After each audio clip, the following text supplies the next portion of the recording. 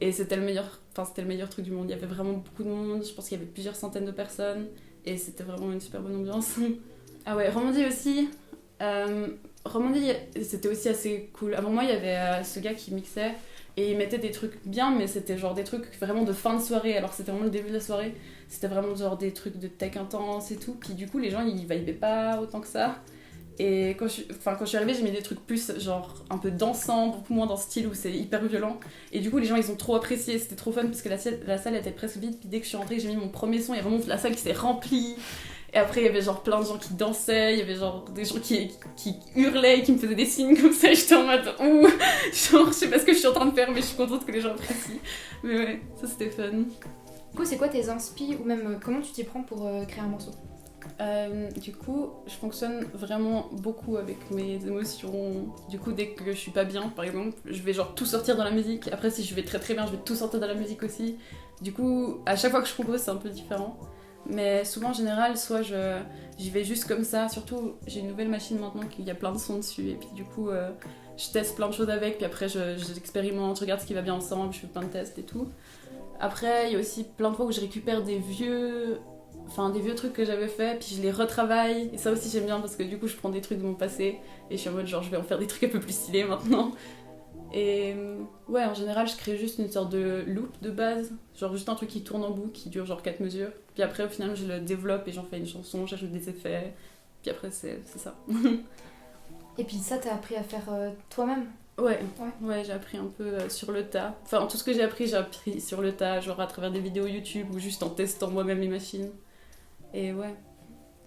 Est-ce qu'il y a un morceau que t'as fait qui veut dire quelque chose plus que les autres pour ça?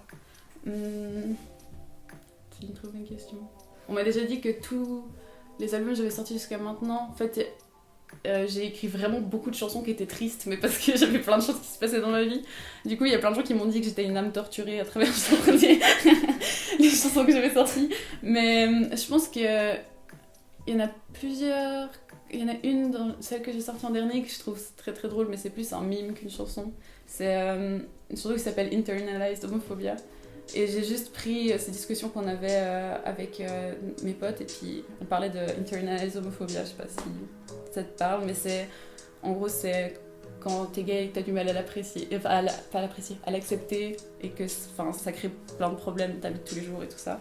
Mais du coup on parlait de ça, puis j'ai juste pris un bout de leur discussion et j'en ai fait une chanson, et puis c'est un peu juste une blague, mais genre je trouve ça fun de pouvoir genre intégrer des discussions de mes potes dans mes chansons. Je suis un peu en mode genre c'est beaucoup plus personnel comme ça.